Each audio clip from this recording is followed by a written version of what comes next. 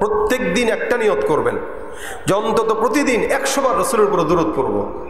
এটা নিয়ত করলে একদম আসান। আপনি ফজরের নামাজের পরে যদি 20 বার পড়েন, জোহরের নামাজের পরে যদি 20 বার পড়েন, আসরের পরে যদি 20 বার পড়েন, মাগরিবের পরে যদি 20 বার পড়েন, এশার পরে যদি 20 বার পড়েন, এই 20 বার করে 100 বার হয়ে গেছে।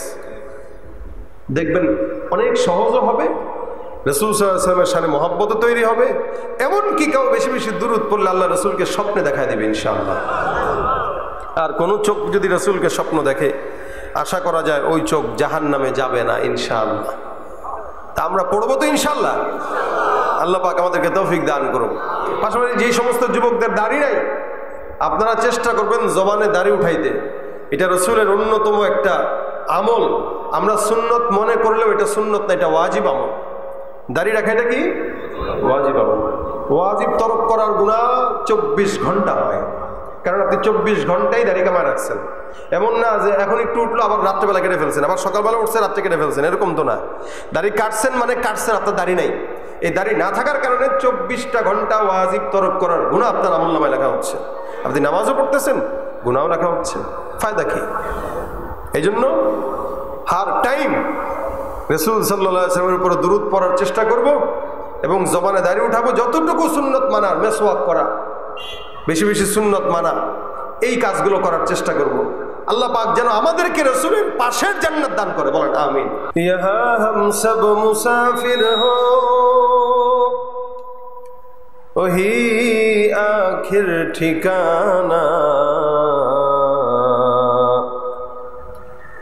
कोई आगे रवाना है कोई पीछे रवाना, बलगल उला बिकमालिही कशफत दुजा बिजमालिही हसनत जमीउ खिसालिही सल्लु अलैहि व आलिहि। जबान खुले मोहब्बते सकले जिकिर करी ला इलाहा इल्लल्लाह, ला इलाहा इल्लल्लाह, ला इलाहा इल्लल्लाह, ला इलाहा इल्लल्लाह, ला इलाहा इल्लल्लाह, ला इलाहा इल्लल्लाह, ला इलाहा इल्लल्लाह, ला इलाहा इल्लल्लाह,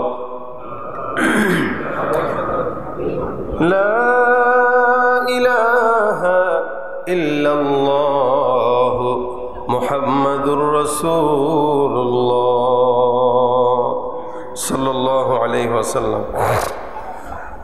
আল মাহাদুল ইসলামী মুন্সি ওয়ালিদ আহাদ মন্ডল গাদি মাদ্রাসা এতিমখানার উদ্যোগে আয়োজিত বার্ষিক ওয়াজ মাহফিলের আজকের সম্মানিত দিন প্রিয় ইসলাম প্রিয় ভাইরা, আল্লাহ পাক রব্বুল আলামিনের দরবারে লাখ কোটি শুকর যে রব্বে করিম এশারের নামাজের পর আমাদের সকলকে আজকের এই জান্নাতের বাগানে আসার বসার তৌফিক দান করেছেন। কালিমাতুশ শুকর আদায় করি, সকলে বলি আলহামদুলিল্লাহ।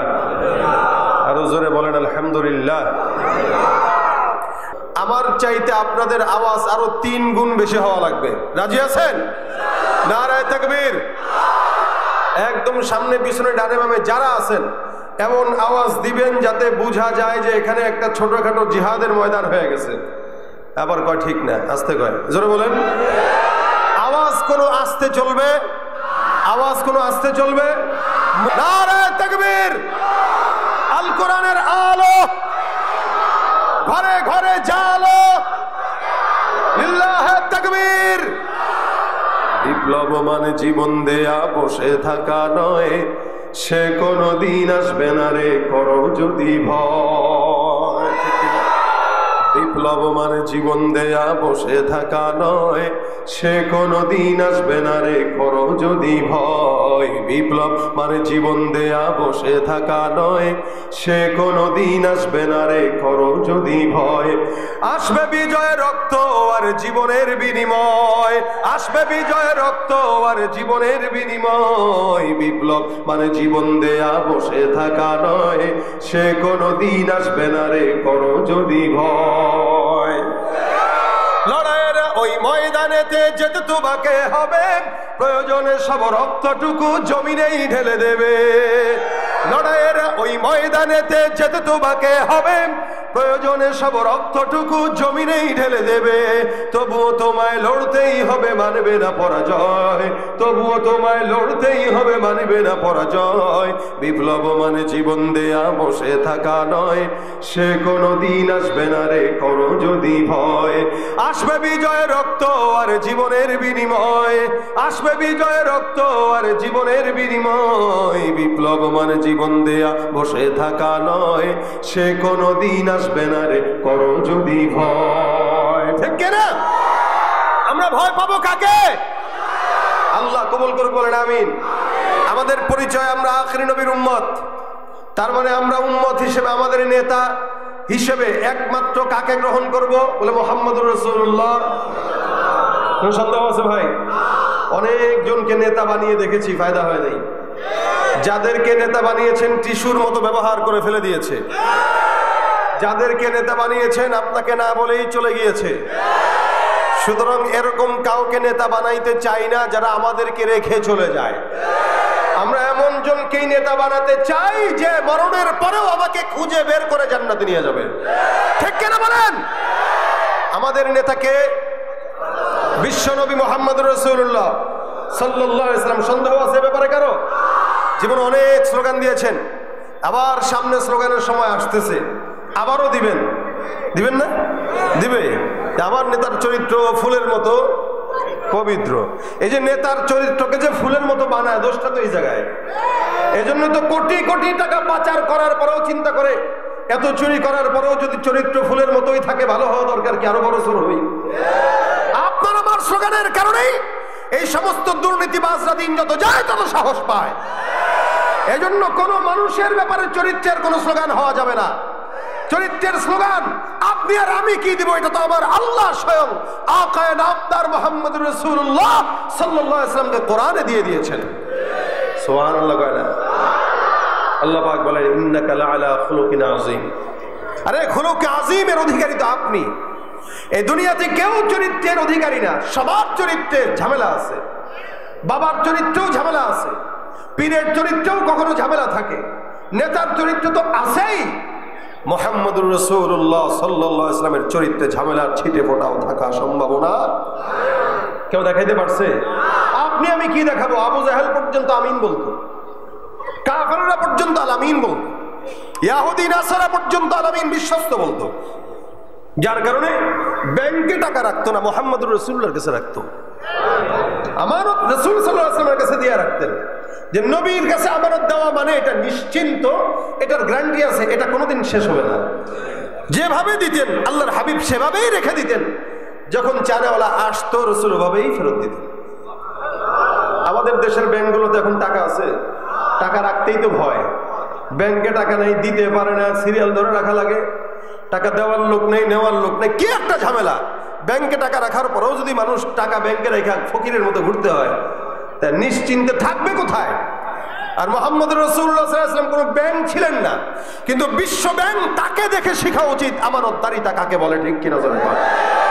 এই চরিত্রের ঠিকাদারি আল্লাহ পাক তাকে দিয়েছেন, চরিত্রের সনদ আল্লাহ পাক তাকে দিয়েছেন। এ কারণে আল্লাহ গোটা বিশ্বের মানুষকে জানিয়ে দিলেন, এই রাসূল সাল্লাল্লাহু আলাইহি ওয়াসাল্লামের ব্যাপারে আমি যে চারিত্রিক সনদ দিলাম, এটা উত্তম চরিত্র। আসমান জমিন যা কিছু আছে সব কিছু আল্লাহ পাক সাক্ষী রেখে, এদের কসম খেয়ে আল্লাহ পাক আমার পয়গম্বর হাবিবি কিবরিয়ার চারিত্রিক সনদ দিয়েছেন। এই জন্য আল্লাহ পাক সূরাতুল কলম নাজিল করেছেন। আগে আল্লাহ বলেছেন ওয়াল কলামি ওয়া মা ইয়াসতুরুন মা আনতা বিনি'মাতি রাব্বিকা বিমাজনুন। আল্লাহ পাক বলেন এই কলমের কসম খেয়ে বলছি, কলম যা যা লিখেছে তার কসম খেয়ে বলছি। কলম দিয়ে আল্লাহ পাক রব্বুল আলামিন গোটা জমিনের কথা লিখলেন।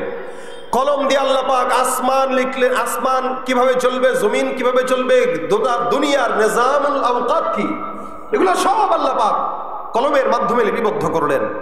এরপরে কলমের জবার আল্লাহ পাক বন্ধ করে দিলেন, কলম আর লিখতে পারবে না কিয়ামত পর্যন্ত। আপনার আমার ভাগ্য যেভাবে নির্ধারণ করা হয়েছে ঠিক সেভাবেই চলবে। সারা দুনিয়ার মানুষও যদি চেষ্টা করে কোনো গরিবকে বড়লোক বানাইতে পারবে না, আবার কোন দুনিয়ার মানুষও যদি চেষ্টা করে কোন সরকারকে ধরে ক্ষমতায় রাখতে পারবে না। এগুলো দিয়েছেন কে? আল্লাহ। এই জন্য আল্লাহ পাক বলেন ওয়াল কলম ওমা ইয়াসতুরুন, কলমের কসম, কলম যা যা লিখেছে তার কসম। কলম কি লিখছে? এই যে আজকের মাহফিলে আমি আসবো, এটা লিখছে কলম। আপনি আসবেন, এটা লিখেছে কলম। এটা আজকে নয়, এই দুনিয়া সৃষ্টি হওয়ারও 50,000 বছর আগে আল্লাহ পাক লিপিবদ্ধ করেছেন। সুবহানাল্লাহ, জোরে বলেন সুবহান। সারা দুনিয়া কিভাবে চলবে নিজাম লিখে দিয়েছেন আল্লাহ। আল্লাহ পাক সব লিপিবদ্ধ করার পরে বলতেছেন মা আনতা বিনিআমাতি রাব্বিকা বিমাজনুন। রাসূল, আপনি আপনার রবের দয়ায় পাগল না, আপনি আপনার রবের দয়ায় পাগল না। যারা আপনাকে পাগল বলে তারা পাগল, তাদের বাপ দাদা 14 গোষ্ঠী পাগল। রাসূলকে যারা পাগল বলেছিল সারা দুনিয়া সাক্ষী, রাসূলকে যারা পাগল গালি দিয়েছিল সারা দুনিয়া সাক্ষী। এদের নাম নিশানাও নাই, এদের কোনো চেলা চামুন্ডাও নাই। আবু জাহেলের কোনো ভাতিজা, আবু জাহেলের কোনো নাতি পুতি সাগরেদ এ বর্তমানে কেউ দেখবেন না যে সে দাবি করবে যে আমি আবু জাহেলের নাতি। দাবি করবে কেউ? নাই কেউ। কিন্তু এরা চেয়েছিল রাসূলের নামকে মিটিয়ে দিতে। পেরেছে? ও ভাই, পারছে? যারা ডাইরেক্ট শয়তান ছিল এরাই তো পারে নাই। আর বর্তমান সময়ের হাইব্রিড শয়তান যেগুলা আমার রাসূলকে পার্শ্ববর্তী দেশ থেকে গালি দেয়, এগুলা তো কি বলে হাইব্রিড যুক্ত শয়তান। আবু জাহেল, উতবা, সাইবা, আবু লাহাব যেখানে পারে নাই, বর্তমান সময়ের এই 2 নম্বর নাস্তিকগুলা পারবে জিন্দেগিতেও সম্ভব না। আল্লাহ পাক আমার রাসূলের চরিত্রের পবিত্রতা বর্ণনা করেছেন। এই জন্য আল্লাহ বলেন আপনি আপনার রবের দয়ায় পাগল না। ওয়া ইন্না লাকা লাআজরান গায়রা মামনুন, আর আপনাকে নিরবিচ্ছিন্ন নিয়ামত দেওয়া হয়েছে।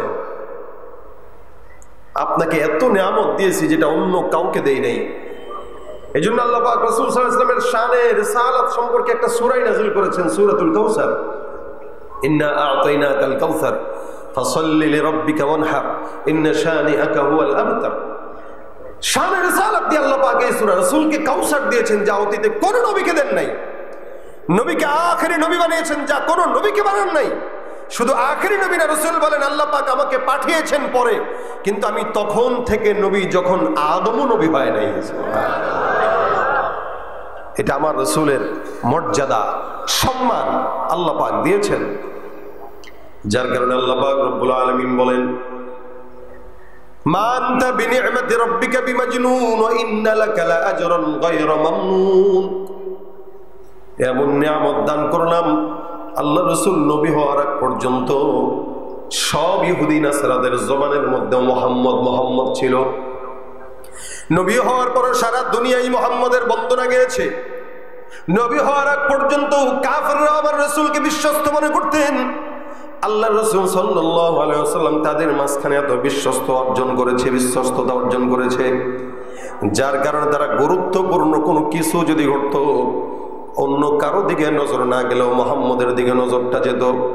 কারণ তারাও জানতো এই জমিনের মধ্যে, আরবের মধ্যে সবচাইতে বিশ্বস্ত, সৎ আর ইখলাসওয়ালা মানুষ সেটার নাম হলো মুহাম্মদ। ভাইরা আমার, যখন কাবাটা আবার নতুন করে নির্মাণ করা হয়, ওই নির্মাণের সময় কুরাইশ বংশ সহ মক্কার সব ভালো ভালো বংশের মানুষগুলো কাবাঘর নির্মাণ করার জন্য আবার রেডি হয়ে গেল, নির্মাণ হয়ে গেল। হাজরে আসওয়াদটা এত বিশাল দামি পাথর, যেই পাথরটা চুমা দেওয়ার কারণে মানুষের গুনাহ মাফ হয়ে যায়। আল্লাহ রাসূল সাল্লাল্লাহু আলাইহি ওয়াসাল্লাম বলেন এই হাজরে আসওয়াদটা তো আসওয়াদ পাথর ছিল না, এটা তো সাদা পাথর ছিল, যেটা জান্নাত থেকে আগত। এই জান্নাতি পাথরটা মানুষের চুমার কারণে কালো হয়ে গেছে, গুনাহ টানতে টানতে কালো হয়ে গেছে। এই পাথরটাকে কে এই জায়গাটায় বসাবে? এমন সম্মানিত বংশ যদি কেউ থাকে, তোমরা একটু মাশওয়ারায় বসো, কে বসাইতে পারবে? কালো পাথর বসানোর মতো মানুষ আর পাওয়া যায় না। কে বসাবে? বলে আমি বসাবো, সে বলে আমি বসাবো। সব বংশের লোকেরা একই কথা বলে, এটা আমার হক, আরেকজন বলে এটা আমার হক। কিন্তু না, মাশওয়ারা সাপেক্ষে একটা রায় সিদ্ধান্ত হলো যে সকালবেলা ওই সাফা পাহাড়ের চূড়া থেকে গিয়ে লোকটা আগে এই মাতাফের মধ্যে ঢুকবে, ওই ব্যক্তিটাই তো হাজরে আসওয়াদ পাথরটাকে মক্কার মধ্যে সে নিজের হাত দিয়ে বসায় দিবে। কাবা ঘরের মধ্যে ওই লোকটাই বসায় দিবে অপেক্ষমান, যার যার মতো করে তাকায় কোথায় সকালবেলা কে আগে ঢুকবে, সাফা পাহাড়ের চিপা থেকে কোন লোকটা আগে আসে, সবার দৃষ্টি ওদিকে নিবদ্ধ। একবার একবার করে তাকায় কিন্তু কেউ আসে না, কারোর চেহারাও দেখা যায় না। হঠাৎ করে তাকায় দেখে ওই কোণা থেকে আপনার আমার পয়গম্বর মুহাম্মদুর রাসূলুল্লাহ আস্তে আস্তে সামনে আগায়। সবার প্রথম রাসূল আসছেন, আল্লাহ পাক রব্বুল আলামিনের পয়গম্বর আসলেন। নবী করিম সাল্লাল্লাহু আলাইহি ওয়াসাল্লাম আসার পর সব কাফেররা একত্রিত হয়ে ডাক দেয়া বলে, মুহাম্মদ তুমি যে আসলা ভালো হয়েছে, একটা কাজের জন্য আমরা আটকে গেছি। বলে কিসের কাজ?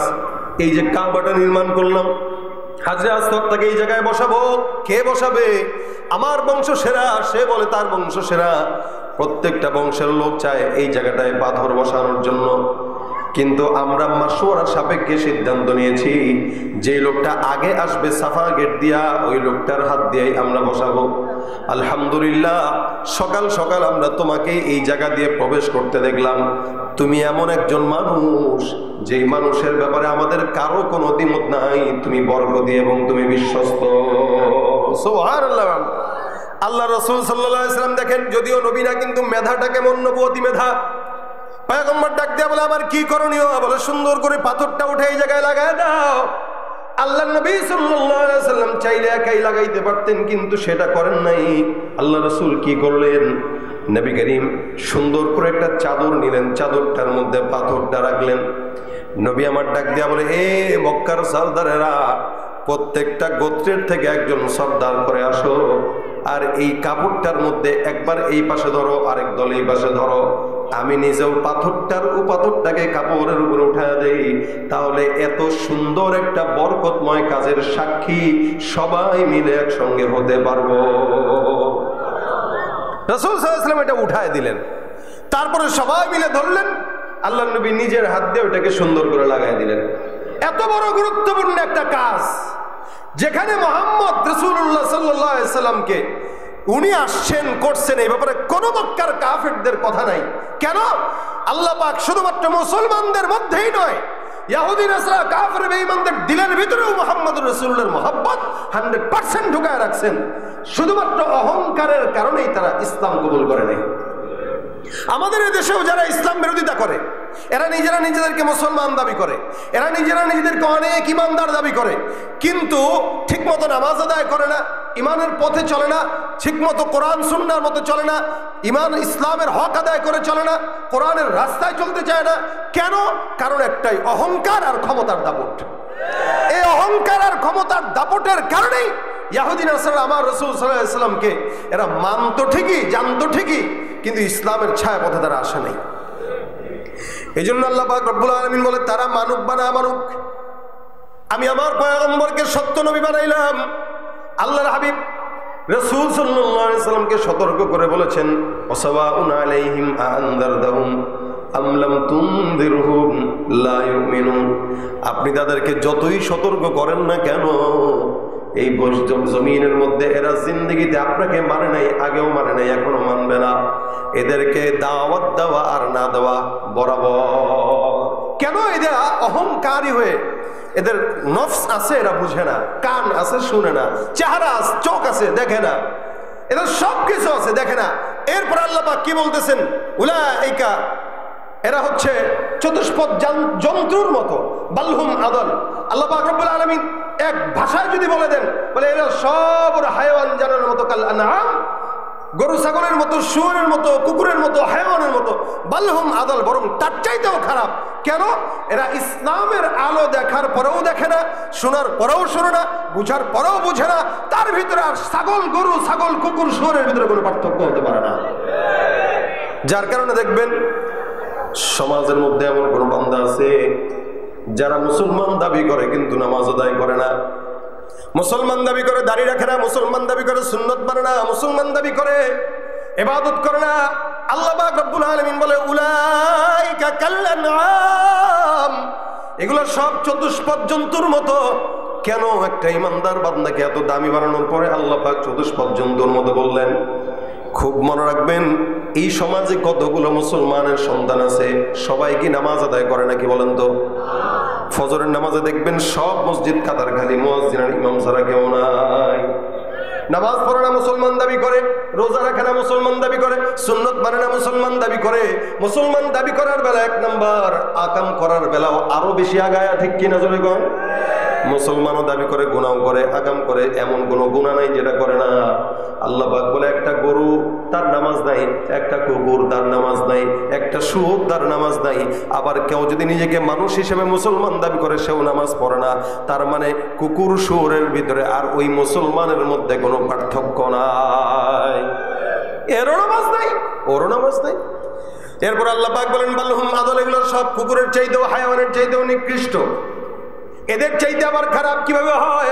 আল্লাহ পাক রব্বুল আলামিন বলেন, একটা বান্দা যেখানে আমি এত দাম দিলাম আখির নবীর উম্মত হিসেবে, এরপরে ওই বান্দাটা যদি হায়াওয়ানের চাইতেও খারাপ হয়, কেমন হায়াওয়ানের চাইতেও খারাপ? আমার আল্লাহ পাক রব্বুল আলামিন স্পষ্ট বান্দাকে বুঝাই দিলেন। আপনাদেরকে যদি প্রশ্ন করি, বলেন তো এই এলাকার মধ্যে চাঁদাবাজি আছে না নাই? আগে 16 বছর এক দল করছে, এখন 16 বছর পরে এরা নাই, আরেক দল করা শুরু করছে। হ্যাঁ, আসতে কইলেন যে? তাহলে আছে তো থাকবে। এদেশের সরকার পরিবর্তন হবে, চোর চোরটা কমবে না। কেন? যতক্ষণ আল্লাহর রাসূলের শরীয়তের আইন অনুযায়ী এদেশ পরিচালিত না হবে, শান্তি আশা করা বোকামি ছাড়া অন্য কোনো কিছু না। এজন্য যত যাবে দিন চোর বাড়বে, দুর্নীতিবাজ বাড়বে, সরকার পরিবর্তন হবে, শান্তি আশা করা যাবে। আল্লাহ পাক বলেন বালহুম আদল, এগুলো সব কুকুরের চাইতেও খারাপ। কেমনে খারাপ? এ মুসলমান, আল্লাহ পাক রব্বুল আলামিনের এই জমিনের মধ্যে চাঁদাবাজি যা করে, মানুষ করে না কুকুর করে? এলাকার মধ্যে মনে করেন বাজারে দোকান আছে, 10টা দোকান, এরকম কি কোনোদিন হয়েছে 10-15টা কুত্তা একসঙ্গে এসে বলছে, ওই আমরা কুত্তা সমিতি আসছি, ইনি সভাপতি, ইনি সেক্রেটারি, ইনি হেন, ইনি দেন, এই বাজারে দোকান যদি চালাইতে চাও তাহলে আমাদেরকে 5000 টাকার হাড্ডি দেওয়া লাগবে, নয়তো হরতাল করে দোকান বন্ধ করে দেব। এই চাঁদাবাজি মানুষ করে না কুকুর করে? সেদিন এক ব্যবসায়ী আমার করছে যে, হুজুর এই আগে 200 টাকা চাঁদা দিতাম, এখন বরকত হয়েছে। কেমনে? কেন 300 টাকা দিই? চাঁদাটা খাইছে কে? মানুষই তো নাকি? খাইছে কে? মানুষ না? না কুকুর? মানুষ। কুকুর কি কোনোদিন কারো জায়গার ভিতরে কষা গাছ পিতে রাখতে পারে? কুকুর কি কারো সন্তানকে কিডন্যাপ করে নিয়ে পাচার করে দিতে পারে? বলে না। এমন কোন কাজ যেগুলা কুকুর গরু ছাগল করে না, এটা মানুষ করে। দুর্নীতি করে মানুষ, সন্ত্রাসী করে মানুষ, চাঁদাবাজি করে মানুষ, জেনা করে মানুষ, একজনের জায়গা নষ্ট করে মানুষ। আল্লাহ বলেন যেই কাজটা কুকুর গরু ছাগল শুয়োর করে না, ওই কাজ তুমি মানুষ করার কারণে তুমি কুকুরের চাইতেও খারাপ। ঠিক কিনা? ওরা হলো দেশের লাগি মহামারীর মতন, ফাইলে কলম ঠেকাইয়া চালায় শুধুই নির্যাতন। ওরা হলো দেশের লাগি মহামারীর মতন, ফাইলে কলম ঠেকাইয়া চালায় শুধুই নির্যাতন। ঘুষের টাকায় ওদের বুড়ি, ঘুষের টাকায় ওদের বুড়ি, করে যে টান টান। ওরা শিক্ষিত শয়তান, ওরা শিক্ষিত শয়তান। ঠিক না? আওয়াজ দিয়া, ওরা শিক্ষিত শয়তান, ওরা শিক্ষিত শয়তান। দুর্নীতির ওই আখড়ায় বসে, দুর্নীতির ওই আখড়ায় বসে জাহির করে জ্ঞান, কলম দিয়ে কামায় টাকা, ধরে সাধুর ভান। ওরা শিক্ষিত শয়তান, ওরা শিক্ষিত শয়তান, ওরা শিক্ষিত শয়তান, ওরা শিক্ষিত শয়তান। পীরগিরি আর মাজার পূজা চলছে দেশটা জুড়িয়া, শিরকি আর ভণ্ডামিতে দেশটা গেছে ভরিয়া। গাজার কলগিটান মারিয়া, গাজার কলগিটান মারিয়া দেখায় খাজার শান। ওরা শিক্ষিত শয়তান, ওরা শিক্ষিত শয়তান। রাগ করতেছেন ভাই আপনারা? কেউ কেউ মনে হয় করতেছেন একটু একটু। হ্যাঁ, যেখানে যাই ভেজালেতে ভরে গেছে দেশটায়, ব্যবসায়ীরাও রাতারাতি কালো টাকায় হাত রাঙায়। ডিমের দাম বাড়ছে না? আরে মুরগি যদি জানতো যেটা ফ্রি পারি, পাড়া বন্ধ করে দিত। মুরগি পারে ফ্রি, আর আমরা করি রাজনীতি। আগে তো তাও মানুষ এটা ডিম বাজি করে একটু দুঃখের ঠেলায় খাইতো আর কি, তরকারি না থাকলে। সেটাও তো সম্ভব হচ্ছে না। গরিবের খানা হলো ডাল, শাক, এই আলু টালু এগুলোই তো নাকি? এগুলাও যদি আকাশ সমপরিমাণ দাম হয়, এগুলো দাম বাড়াইছে কে? কুত্তায় না মানুষ? ওরা শিক্ষিত শয়তান, ওরা কথা কয় না, ওরা কি? এই জন্য আমার আল্লাহ পাক ডাক দিয়া বলেন উলাইকা কাল আনআমি বাল হুম আযাল, এগুলো সব হায়াওয়ানের মতো, বরং তার চাইতেও খারাপ। আল্লাহ পাক রব্বুল আলামিন দাবি বানাইছেন এই বান্দাদেরকে আল্লাহ পাক পথ দেখানোর জন্য আপনার আমার রাসূলকে দিয়েছেন। এই জন্য আমার আল্লাহ পাক রব্বুল আলামিন সুন্দর করে বান্দাকে জানায় দেন ওয়া ইন্নাকা লাআলা খুলুকিন আযীম। এ বান্দা মনে রাখবা, পয়গম্বর আপনাকে আমি আল্লাহ পাক উত্তম চরিত্রের অধিকারী বানাইলাম।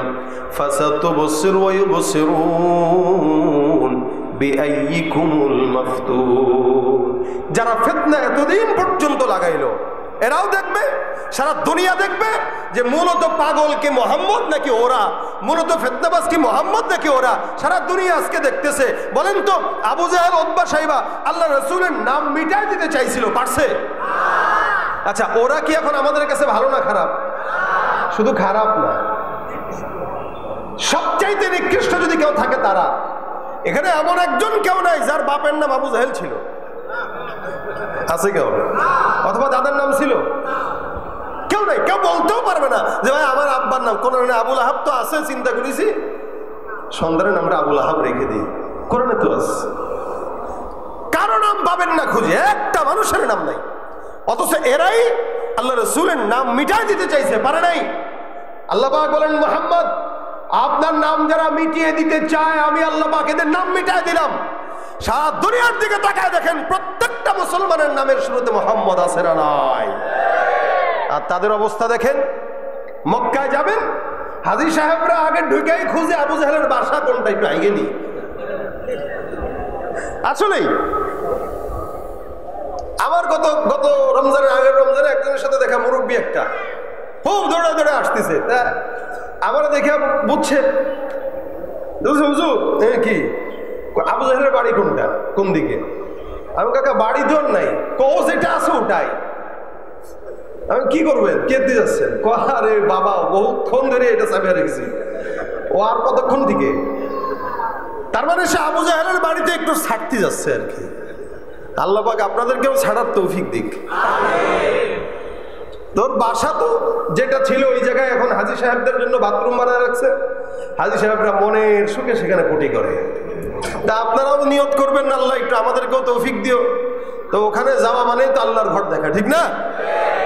ও চাইছে মিটায় দিতে, পারে নাই। যার নাম মিটায় দিতে চাইছে তার নাম সারা বিশ্বের প্রত্যেকটা মানুষের ঘরে ঘরে। নামের শুরুতেই মোহাম্মদ আছে কিনা নাই? মোহাম্মদ নাম যার থাকে, আল্লাহ রাসূলের নামের বরকতেই তাকে মাফ করে দিবেন ইনশাআল্লাহ, এবং তার নামের বরকতে তার ঘরে বরকত দিয়ে দিবে আল্লাহ পাক রব্বুল আলামিন। এটা হলো আমার পয়গম্বর। এ মুসলমান, সেই নবীর উম্মত আমরা হইলাম। দামি না কম দামি বলেন তো? এত দামি উম্মত পয়গম্বর সাল্লাল্লাহু আলাইহি ওয়াসাল্লামের দামের কারণে আল্লাহ পাক রব্বুল আলামিন আমাদেরকে এত সম্মানিত করেছেন। জান্নাতে যখন যাবে, আমরা জান্নাতে ঢোকার আগে অন্য কোন নবীর উম্মত জান্নাতে ঢুকবে না। সুবহানাল্লাহ ওয়া বিহামদিহি। আমরা এই যে সুবহানাল্লাহ 2-4 জন বলছেন, বাকিরা বলেন, জোরে বলেন সুবহানাল্লাহ। পিছনের ভাইরা বলেন সুবহানাল্লাহ। এই যে বললেন, যে আপনাদের বিশ্বাস হবে কিনা জানি না, একবার সুবহানাল্লাহ বলছেন তো জান্নাতে একটা গাছ লেগে গেছে। রাসূল সাল্লাল্লাহু আলাইহি ওয়াসাল্লাম বলেন, ইন্না ফিল জান্নাতি লা শাজারা। কেউ যদি সুবহানাল্লাহর আওয়াজ একবার দেয়, আল্লাহ পাক রব্বুল আলামিন তার জান্নাতে একটা গাছ লাগায় দিবেন। যারা যারা বলছেন একটা গাছ লেগে গেছে, এখন যারা বলছেন আরেকটা লাগছে, আবার আরেকটা লাগছে। সুবহানাল্লাহ। আল্লাহ রাসূল বলেন, একবার সুবহানাল্লাহর বিনিময়ে কোনো ইমানদার যদি একবার সুবহানাল্লাহ পাঠ করে, আল্লাহ পাক জান্নাতে যেই গাছটা দিবে, এই গাছটা দ্রুতগামী ঘোড়া যদি 100 বছর লাগাতার দৌড়ায়, গাছের গোড়াও শেষ করতে পারবে না। কত সম্মানিত এই ব্যক্তিকে আল্লাহ এই উম্মতকে দিয়েছেন, সম্মান দান করেছেন। আমরা সুবহানাল্লাহ বললেও সওয়াব, আলহামদুলিল্লাহ বললেও সওয়াব, লা ইলাহা ইল্লাল্লাহ বললেও সওয়াব, সাল্লাল্লাহু আলাইহি ওয়াসাল্লাম বললেও সওয়াব। যেটাই বলবেন বলার দরকার নেই, খালি নিয়ত করবেন। এটা আমাদের জন্য স্পেশাল অফার। কোন ইমানদার যদি নিয়ত করে, মনে করেন নিয়ত করেন আগামী কালের ফজর নামাজ পড়বো ইনশাআল্লাহ, নিয়ত করেন ইনশাআল্লাহ। এই যে নিয়তটা করছেন, তা আল্লাহ রাসূল বলেন কাতাবাল্লাহু লাহু হাসানাতান কামিলা, আমলনামায় একটা পূর্ণ নেকি লেখা হয়ে গেছে। খালি নিয়ত করছেন, আর কিচ্ছু করেন নাই, খালি নিয়ত করছেন। আর গুনাহের নিয়ত করবেন, নবী বলেন না করা পর্যন্ত গুনাহ লেখা হবে না। করার পরেও গুনাহ লেখা হয় না, করার পরে বান্দাকে আলাদা টাইম দেওয়া হয়, সময় বেঁধে দেওয়া হয়। এই সময়ের ভিতরে যদি বান্দা মাফ চায় না তো বা খালাস, আর যদি না চায় তারপরে লিখবা, তবে গুনাহ একটা লেখাও একটা। আর নেকির নিয়ত করছে, করে নাই, নিয়ত করছে, দিয়ে দাও, নেকি দিয়ে দাও, সুবহানাল্লাহ। আর যদি নেকি করে ফেলে তাহলে তো 10 থেকে নিয়ে 70 বরং 700 গুণ সওয়াব বৃদ্ধি করে দেয়, সুবহানাল্লাহ। এটা হলো আপনার আমার সম্মান। কার কারণে? নবীর কারণে, নবীর উম্মতের কারণে। এরপরেও নবীর উম্মতরা জবানের মধ্যে দাড়ি উঠায় না, আছে না নাই? কেন দাড়ি উঠায় না জানেন? বলে বিয়ে করতে গেলে সুন্দর মেয়ে পাওয়া যায় না। মনে রাখবেন, যে মেয়ে সুন্নত মানে না, নামাজ পড়ে না, ওই মেয়েটা ঘরের মধ্যে ঢুকানো মানে কাল সাপ ঢুকানো, ঠিক কিনা জোরে কন? আরে বাংলাদেশে অনেক মেয়ে বেড়েছে মিয়া, আপনি একা যদি 3 জনের বিয়ে করেন তাও মাইয়া শেষ হবে না। তো কি দরকার খান্নাস একটা ঘরে ঢুকানো? যেই মেয়ে ইসলাম পছন্দ করে, দাড়ি পছন্দ করে, সুন্নাহ পছন্দ করে, এমন মেয়েকে বিবি বানাবেন, ঘরও জান্নাত, দুনিয়া জান্নাত, আখিরাতও জান্নাত। আল্লাহ পাক জ্ঞান দিয়েছেন লিতাসকুনু ইলাইহা, যাতে শান্তি পাই। এই কারণে তো বিয়ের জন্য আল্লাহ পাক দিয়েছেন। ঘরে যদি আপনি ও দাড়ি শেষে স্মার্ট সুন্দর একটা মেয়েরে ঢুকান, সুন্দরই ঢুকাবেন, কিন্তু সুন্দর বেশে পেতনিকে ঢুকাবেন যে আপনার ঘরকে অশান্তির করে তুলবে। এজন্য মেয়েরাও নিয়ত করবে, যেই পুরুষ পর্দা পছন্দ করে না, যেই পুরুষ নামাজ পছন্দ করে না, এই পুরুষকে আমরা বিয়ে করবো না। তাহলে হবে কি জানেন? সব খন্নাসগুলো একসঙ্গে মিলবে আর সব ইমানদারগুলো একসঙ্গে মিলে যাবে। কি ঠিক না ভাইরা আমার? খুব বুঝবেন। এই কারণে আল্লাহ পাক রব্বুল আলামিন আখলাক দিয়ে দিয়েছেন। এই আখলাকটা এত চমৎকার আখলাক। আখলাক বলা হয় 3 জিনিসকে, 3টা আখলাক আল্লাহ পাক রব্বুল আলামিন দিয়েছেন। 1 নম্বর হচ্ছে খুলুকে হাসান, 2 নম্বর খুলুকে কারীম, 3 নম্বর খুলুকে আযীম। খুলুকে হাসান বলা হয়, কেউ আপনাকে আঘাত দিল, আপনিও তাকে সদবাদ করে দিলেন আঘাত দিয়া। আপনারা ঘুষি মারলো, আপনিও ঘুষি দিয়ে দিলেন, সদবাদ জিন্দাবাদ, বাস, এটা খুলুকে হাসান। আরেকটা হলো খুলুকে কারীম, কেউ আপনাকে আঘাত দিল, আপনি চুপচাপ কিছু বললেন না, চলে গেলেন। 3 নম্বর হলো খুলুকে আযীম, কেউ আপনারে ঘুষি দিল, আঘাত দিল, মার দিল, আপনি বললেন আল্লাহ আমি তারে মাফ করে দিলাম, ভাই দেখি যে হাত দিয়ে আমারে মারছো ওই হাতে ব্যথা পাইছো কিনা। সুবহানাল্লাহ। আল্লাহ পাক বলেন এই লাস্টের যে আখলাক, এটাই খুলুকে আযীম, যা আমি আমার রাসূলকে দান করেছি। সুবহানাল্লাহ। এজন্যই তো তায়েফের কাফেররা সবচেয়ে বেশি আঘাত আমার রাসূলকে দিয়েছেন। রাসূল কি বলেছেন? আল্লাহুম্মা হদি কওমি। জিবরাইল বলতেছেন ইয়া রাসূলুল্লাহ, একবার বলেন উল্টায় দেই। আল্লাহর নবী বলতেছেন না না না, এদেরকে উল্টাইলে আল্লাহ বলে ডাকনেওয়ালা লোক কাদেরকে পাবা? এরা যদি মরে যায় তো আল্লাহকে ডাকবে কারা? জিবরাইল মনে রাখো, হয়তো আমি মুহাম্মদ থাকবো না, কিন্তু একদিন এই তায়েফ থেকেও ইসলামের পতাকা পথ করে উঠবে। এই জন্য আল্লাহ রাসূল হাত উঁচু করে ডাক দিয়ে বলে, আল্লাহ যেই যাতে আমাকে না বুঝে আঘাত দেয়, আল্লাহ তুমি তাদেরকে হেদায়েত দান করে দাও। এটা হলো খুলুকে আযীম। আর আমরা কত বছর আগে আমারে কে কি করছে ওইটার বিচার আমরা এখন করি। এটা হলো আমাদের আখলাক। বাপে করছে দোষ, ওইটা বাপের নাতির উপর প্রতিশোধ দেয়। এটা হলো আমাদের আখলাক। অথচ আমরাও মুসলমান। নবী করিম সাল্লাল্লাহু আলাইহি সাল্লাম বলেন, লা ইউমিনু আহাদুকুম হাত্তা ইয়াকুনা হাওয়া তাবান লিমা জিতু বি। নবী ডাক দেয়া বলতেছেন, যেই ব্যক্তি ততক্ষণ পর্যন্ত মুমিন হতে পারবে না যতক্ষণ পর্যন্ত মুমিন বান্দাটা রাসূল সাল্লাল্লাহু আলাইহি সাল্লাম যা নিয়ে আসছেন ওই জিনিসটা মানবে না। অর্থাৎ আমি যেমনে নিয়ে আসলাম, সম্মান নিয়ে আসলাম, আখলাক নিয়ে আসলাম, চরিত্র নিয়ে আসলাম, কোরআন নিয়ে আসলাম, আমি কিভাবে হাঁটি, কিভাবে চলি, এই সব কিছু যতক্ষণ পর্যন্ত একজন ইমানদার মানবে না, ওই ব্যক্তিটা ততক্ষণ পর্যন্ত মুমিন হতে পারে না। রাসূলের প্রত্যেকটা পদক্ষেপ মানা এটা আমাদের জন্য জরুরি, প্রত্যেকটা পদক্ষেপ। আল্লাহ রাসূলের অন্যতম আখলাক দেখেন, পয়গম্বর আরবি সাল্লাল্লাহু আলাইহি ওয়াসাল্লাম একবার কোন যুদ্ধের ময়দান থেকে ফিরতেছেন সাহাবা আজমাইন সঙ্গে। আল্লাহ রাসূল গাছের নিচে বিশ্রাম নেয়, গাছের মধ্যে তরবারিটা ঝুলানো, সাহাবীরাও বিশ্রাম নিতেছেন। দূর থেকে একজন কাফের দূর থেকে পয়গম্বরকে দেখলো আর চিন্তা করলো যে মোহাম্মদ রে পাওয়া গেছে, বহুদিন পর্যন্ত মোহাম্মদের দেখা পাই না, আজকে পাইলাম, সুযোগ পাইলাম, যেহেতু মোহাম্মদরে মারতে পারলে এরকম এরকম ইনাম আছে। তরবারিটা নিয়ে আল্লাহ রসুলের বুক মোবারকের উপরে চেপে বসছে, রসুলের বুকের উপরে চেপে বসে তরবারিটা এখানে ধরে বলতেছে, মাইয়াম নাম কামিন নিয়া মোহাম্মদ, আমার হাত থেকে কে বাঁচাবে আজকে তোমারে বলো। কারণ রসুলের বুকের উপরে বসা তো, আমার হাত থেকে কে বাঁচাবে বলো। রসুল সাল্লাল্লাহু আলাইহি ওয়াসাল্লাম লাফ দিয়ে উঠে বলতেছেন, আল্লাহ বাঁচাবে তো আল্লাহ। বেঈমানটা আবারও বলতেছে, আজীব অবস্থা, আমি তরবারি দিলাম দিলাম দিলাম দিলাম, বলো বাঁচাবে কে? রাসূল কয়, আল্লাহ। আরে কিরে, আমি তরবারি ধরে রাখলাম, আমি উপরে বসে রইলাম, দিলেই মরে যাবে, আরে বলতেছে আল্লাহ। আল্লাহ নবী সাল্লাল্লাহু আলাইহি ওয়াসাল্লাম যখন আল্লাহ আল্লাহ বলতেছিলেন, আল্লাহ পাক রব্বুল আলামিনের ভয় তার ভিতরে প্রকম্পিত সৃষ্টি করে হাত কাঁপতে কাঁপতে তরবারি পড়ে গেছে। এভাবেই উল্টায় দুনিয়ার হালত। তো পড়ে গেছে, রাসূল সাল্লাল্লাহু আলাইহি ওয়াসাল্লাম আর দেরি করেন নাই, উনি ঝটকা দিয়ে উঠে গেছেন। উঠে আবার এই বেঈমানরে ধরছে, ধইরা বৈশা তরবারি লাগায় বলতেছে, মাইয়াম নাউকা মিন্নি, সুবহানাল্লাহ, এখন আমার থেকে তোরে বাঁচাবে কি বল? একটু আগে তুই ছিলি ক্ষমতাশীল, আর এখন আল্লাহ সেটা আমাকে দিয়ে দিছে সিনায় তোর থেকে নিয়ে, এখন তুই বল তোরে বাঁচাবে কি? কাফের কয়, মুহাম্মদ তুমি ছাড়া তোর কেউ নেই। রাসূল সাল্লাল্লাহু আলাইহি ওয়াসাল্লামের এই দৃশ্য সাহাবারা দেখতেছেন আর বলতেছেন, দানি ইয়া রাসূলুল্লাহ, হুজুর একটু সুযোগ দেন না, এটা এখানেই শেষ করি। রাসূল বলেন, না, আখলাক এমন একটা জিনিস যেটা তরবারি দিয়েও পাওয়া যায় না, আখলাক দেখায় দাও, কাফের বেঈমানরা অটোমেটিক ইসলামের ছায়াতলে ঢুকে যাবে। সুবহানাল্লাহ, হ্যাঁ, এটা ছিল রাসূলের আখলাক। আমরা তো কি করি জানেন, রাসূলের দাওয়াতি সিস্টেম ছিল আখলাক অন্যতম। তরবারি কখন ছিল? যখন পারে নাই, পিঠ দেয়ালে ঠেকে গেছে, তখন ইসলাম বলে এবার জিহাদ করো, এবার কাফেরদের ঘাঁটি ভাঙো। জিহাদ যদি কেউ অস্বীকার করে তার ঈমানই থাকবে না। এটা আল্লাহ পাক রব্বুল আলামিনের ফরজ বিধান। সুতরাং এটাও লাগবে, যেখানে জিহাদ দরকার সেখানে জিহাদ, যেখানে আখলাক দরকার সেখানে আখলাক।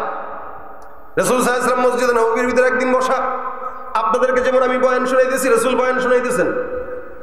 হঠাৎ করে একজন দূর থেকে গ্রাম্য সাহাবী মসজিদে নববীর মধ্যে বয়ান শুনতেছেন, বসে বসে প্রস্রাব লাগছে, চিন্তা করছে আবার উঠমনি এনে সেরে দিই, বয়ানও শোনা হইল, সারাও হইল, ভাবছে মাটি হয়তো প্রস্রাব গেলে এটা শুকায় যাবে।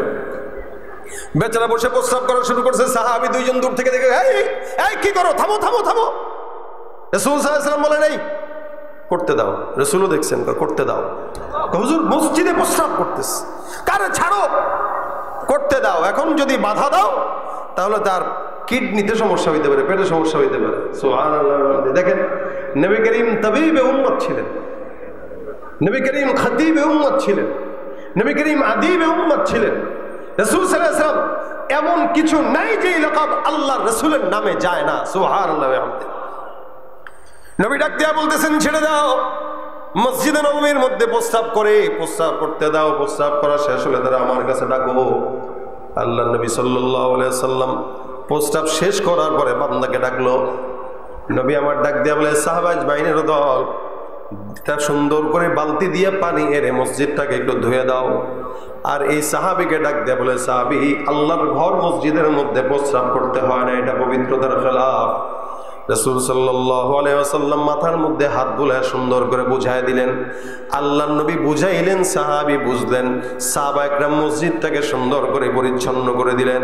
এ মুসলমান, এই কাহিনী দেখার পর ওই সাহাবী গ্রাম্য যিনি আসছেন, উনি আল্লাহর কাছে হাত তুলে বলে, আল্লাহুম্মা আরহামনি ওয়ারহাম মুহাম্মাদা ওয়ালা তারহাম মা'না আহাদা। আল্লাহ তুমি আমারে হেদায়েত করো, আমারে রহমত করো, আর মুহাম্মদ রহমত করো, এছাড়া অন্য কোনো বান্দাকে আর রহমত করো না। দোয়া করে দিছে, আল্লাহ আমারে রহমত করো আর মুহাম্মদকে রহমত করো, আর কাউকে রহমত দিও না। আল্লাহ সাহাবা একরাম শুনলেন, শুনে এক দেখে, রাসূলুল্লাহ এটা কি ধরনের দোয়া করলো? এনে আমরা কতগুলো মানুষ আছি, ও দোয়ার ব্যাপারে এত কৃপণ, এত দোষ করছে, মসজিদে প্রস্রাব করছে, আবার দোয়া করতেছে তার জন্য আর আপনার জন্য, আমাদেরকে বাদ দিয়ে দিল। রাসূল বলে, এটা কি দোয়া করলা তুমি? সাহাবী কইতেছে, হুজুর তো কি দোয়া করবো? দোয়া আবার করো, আবার করো। আল্লাহুম্মা আরহামনি ওয়ারহাম মুহাম্মাদা ওয়ালা তারহাম মানা আহাদা। আল্লাহ তুমি আমারে রহমত করো, মুহাম্মদকে রহমত করো, আর কাউরে রহমত দিও না। আবারও একই দোয়া। এবার সাহাবী ডাক দেখো, হুজুর এই যে পোস্টটা আমি একটু করছিলাম বুঝি তো নাই, যাই একটু বসছি, এরা যা শুরু করছিল আপনি না থাকলে তো কাবাব বানাই দেবো, এদের জন্য দোয়া করবো। এই জন্য চিন্তা করলাম রাসূল আপনার জন্য আর আমার জন্য দোয়া করি। এই জন্য আল্লাহ নবী হাদিসে বলেছেন, ইয়াসসিরু ওয়ালা তুআসসিরু বাশশিরু ওয়ালা তুনাফফিরু। মানুষকে জাহান্নামের ভয় দেখানোর আগে জান্নাতের সুসংবাদ দাও, সহজ করো, কঠিন করো না। কারণ ইসলাম সহজভাবে এসেছে, এটা সহজ করলে মানুষ ঢুকে। আমাদের দাওয়াতের সুরত হইল এটা, কেউ দাঁড়ায় আছে সিগারেট টানতেছে, আপনি দেখে গেলেন এই তুই কার পুত্রে, অমুকের পুত, তোর কি লজ্জা শরম কিছু নাই? তুই মুরব্বিকের সামনে এরকম সিগারেট টানতেছিস, ব্যাপার কি? তোর বাপের কাছে করছি দাঁড়া। এই যে আপনি করছেন বলে বিচার দিলেন তার কাছে, সে কি করবে জানেন? সে পরের দিন বলবে, বুড়া গতকাল তো এমনি খাইছিলাম লুকায়, আজকে তো ধোয়াটা তোমার নাকেই ছাড়বো, দেখবেন ধোয়া নাকে ছেড়ে দিবে। অথবা মসজিদে যাচ্ছেন আপনি, 2-4 জন গল্প করতেছে, আপনি বললেন এই বেয়াদব, কোন ঘরে জন্ম নিছিস, তোর বাপ মা কি মুসলমান না?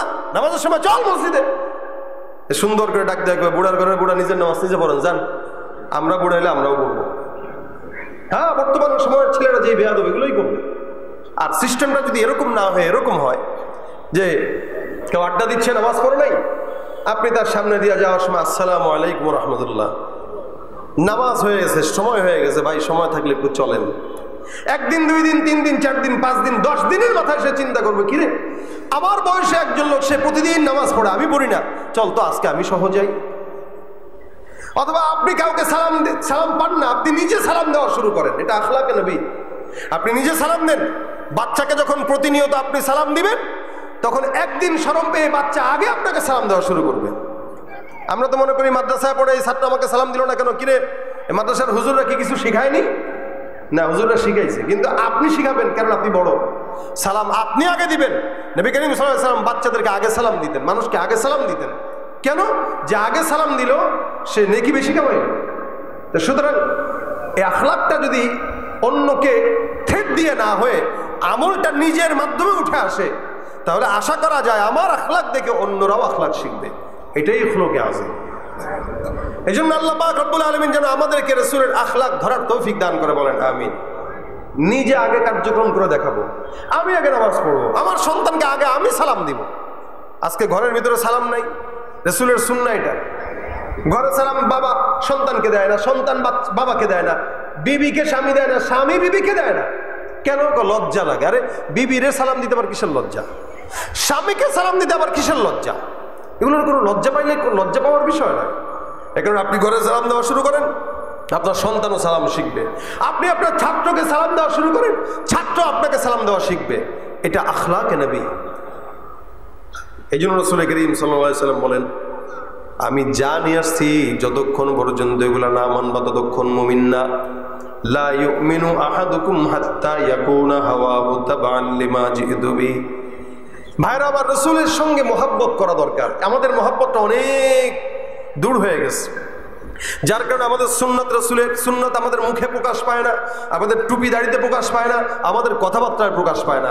এই কারণে রাসূল সাল্লাল্লাহু আলাইহি ওয়াসাল্লামের সাথে মহব্বত তৈরি হওয়ার জন্য ছোট্ট একটা কাজ আছে।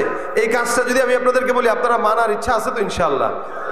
আগে আমার জন্য দোয়া করবেন যেন আল্লাহ পাক আগে আমার ভিতরে দেয়, তারপরে আপনাদেরকে দেয়। বলেন আমিন। এক কি এটা?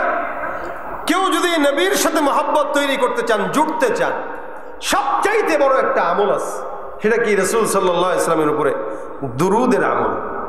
আল্লাহর নবী বলেন, মান সাল্লা আলাইয়া সালাতান ওয়াহিদা সাল্লাল্লাহু আলাইহি আশারা।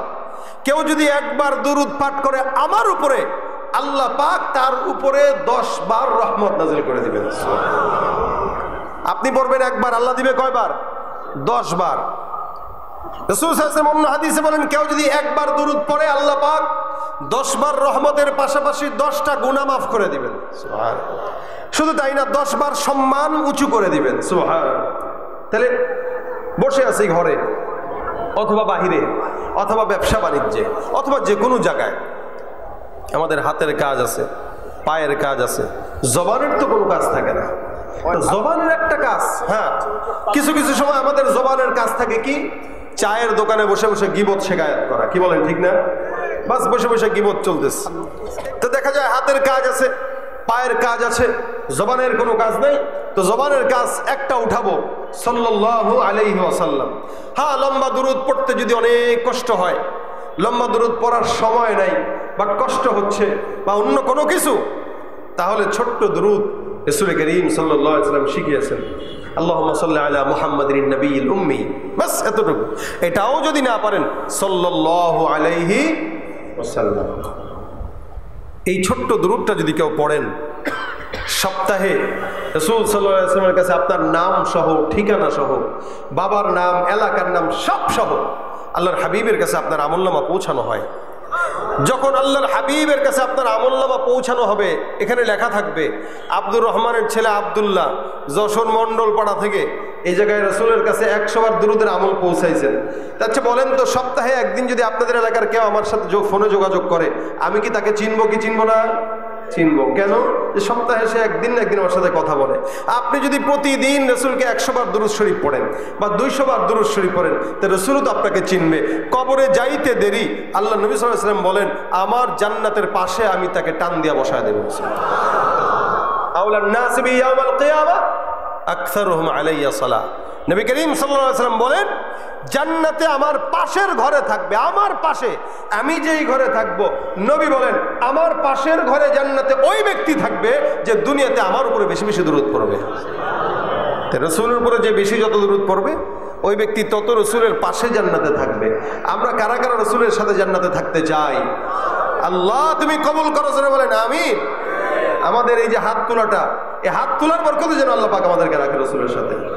এখন যেহেতু হাত তুলে ফেলছেন, চান আপনারা সবাই, এটা আপনাদের নিয়ত, নিয়তটাকে বাস্তবে রূপান্তরিত করার জন্য আজকে থেকে নিয়ত করব, যখন সময় হয়, সুযোগ হয়, সাল্লাল্লাহু আলাইহি ওয়াসাল্লাম। আমরা যখন ছাত্র ছিলাম তখন আমাদের ওস্তাদরা বলতেন যে পরীক্ষার হলে যাওয়ার আগে দুরূদ শরীফ পড়ে যাবা, ইনশাআল্লাহ কোনো প্রশ্ন যদি কঠিন হয় আল্লাহ পাক মনে করায় দিবে, আসান করায় দিবে। এটা আমরা ওস্তাদদের থেকে শিখছি, আমল করছি, আলহামদুলিল্লাহ আমরা ফলো পাইতাম। এই মাদ্রাসার আজকে এখানে যার মাধ্যমে আসা, এই মাদ্রাসার শিক্ষক মাওলানা সাইফুল্লাহ সাহেব, আমরা এক সাথী ভাই, আমরা একসাথে পড়ালেখা করেছি। ছাত্র ভাইরা যারা আছে এরা জিজ্ঞাসা করতে পারো ওস্তাদকে, ওস্তাদ আপনাদের কি আমলটা ছিল কিনা? বলবে হ্যাঁ ছিল। অনেক বড় একটা আমল যেটা দুরূদ শরীফের আমল। জেহেন দুর্বল, দুরূদ শরীফ পড়লে আল্লাহ পাক জেহেনের ধার বানায় দিবে। ব্যবসায় বরকত নাই, দুরূদ শরীফ পড়বেন, ব্যবসায় বরকত দেওয়া দিবে। বিপদে পড়ছেন, দুরূদ শরীফ পড়েন, দুরূদের উসিলায় বিপদ দূর হয়ে যাবে। মুনাজাত ধরছেন, দুরূদ পড়েন নাই, রাসূল বলেন এই মুনাজাত আল্লাহ পর্যন্ত পৌঁছায় না, আসমানের মাঝখানে ভেসে থাকে। যখন দুরূদ পড়বেন তো আল্লাহ পাক ওই মুনাজাতটাকে গ্রহণ করে নেবে। সুবহানাল্লাহ। তাহলে বুঝেন এটা দুরূদ কতটা ফজিলতপূর্ণ। কেউ যদি দুরূদ শরীফ পড়ে, আল্লাহ পাক তার দুরূদ দোয়ার আগে এবং মাঝে যদি কেউ দুরূদ পড়ে, ওই দোয়া আল্লাহ কবুল করবে, এটা 100%। এটা শিওর, রাসূল সাল্লাল্লাহু আলাইহি ওয়াসাল্লাম বলেছেন। সুতরাং আপনার আমার হাতের কাজ আছে, পায়ের কাজ আছে, জবানের কোনো কাজ নেই। জবানের কাজ একটাই, সাল্লাল্লাহু, বলেন সাল্লাল্লাহু, সাল্লাল্লাহু। যখন সময় হয় প্রত্যেক দিন একটা নিয়ত করবেন যে অন্তত প্রতিদিন 100 বার রাসূলের উপরে দুরূদ পড়ব। এটা নিয়ত করলে একদম আসান। আপনি ফজরের নামাজের পরে যদি 20 বার পড়েন, জোহরের নামাজের পরে যদি 20 বার পড়েন, আসরের পরে যদি 20 বার পড়েন, মাগরিবের পরে যদি 20 বার পড়েন, এশার পরে যদি 20 বার পড়েন, এই 20 বার করে 100 বার হয়ে গেছে। দেখবেন অনেক সহজও হবে, রাসূল সাল্লাল্লাহু আলাইহি ওয়াসাল্লামের শানে মহব্বতও তৈরি হবে। এমনকি কেউ বেশি বেশি দুরূদ পড়লে আল্লাহ রাসূলকে স্বপ্নে দেখায় দেবে ইনশাআল্লাহ। আর কোনো চোখ যদি রাসূলকে স্বপ্ন দেখে, আশা করা যায় ওই চোখ জাহান্নামে যাবে না ইনশাআল্লাহ। তা আমরা পড়বো তো ইনশাআল্লাহ।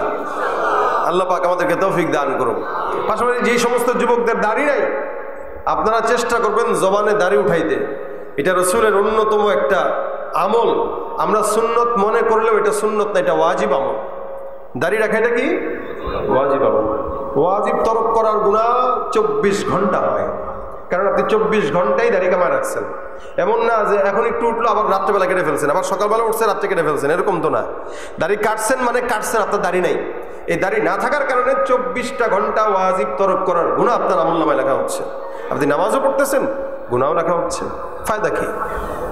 এই জন্য হার টাইম রাসূল সাল্লাল্লাহু আলাইহি ওয়াসাল্লামের উপর দুরূদ পড়ার চেষ্টা করব এবং জবানে দাঁড়িয়ে উঠাবো যতটুকু সুন্নত মানা, মেসওয়াক করা, বেশি বেশি সুন্নত মানা, এই কাজগুলো করার চেষ্টা করব। আল্লাহ পাক যেন আমাদেরকে রাসূলের পাশের জান্নাত দান করে, বলেন আমিন। যদি এগুলো করতে পারি ইনশাআল্লাহ আল্লাহ পাক দিবেন। পাশাপাশি এই ঘরটা আল্লাহ রাসূলের ঘর, আমরা বিশ্বাস করি এই ঘরের সাথে মদিনাওয়ালার রওজার সাথে একটা নূরের কানেকশন আছে। বিশ্বাস আপনাদের হয় কিনা জানি না, কারণ এটা রাসূলের ঘর, এখানে আল্লাহ রাসূলের দ্বীন শিক্ষা দেওয়া হয়, কোরআন শিক্ষা দেওয়া হয়। মসজিদ আল্লাহর ঘর, এটা আল্লাহ রাসূলের ঘর। তো সুতরাং এই ঘরে আপনার সন্তানরা পড়ে। আমরা অনেক সময় সমাজের ভিতরে আমাদের মা বাবার নামে দান সৎকা করি, 1000 টাকা দিলাম যেন মায়ের কবরে সুখ পৌঁছায়, সওয়াব পৌঁছায়, বাবার জন্য দেন বাবার কবরে যেন সওয়াব পৌঁছায়। আপনারা তো অনেক সময় দেন এগুলা, কিন্তু কোনোদিন কি রাসূল সাল্লাল্লাহু আলাইহি ওয়াসাল্লামের জন্য দিছেন? দেন নাই, মাথায় আসে নাই। আজকে এই মাদ্রাসার জন্য আপনারা দান করবেন রাসূলের নামে, যে আমি এই টাকাটা দিলাম রাসূল সাল্লাল্লাহু আলাইহি ওয়াসাল্লামের রওজায় যেন এটা সওয়াব পৌঁছায় যায়, রাসূলের কবরে সওয়াব পৌঁছানোর জন্য আমি এটা দিলাম।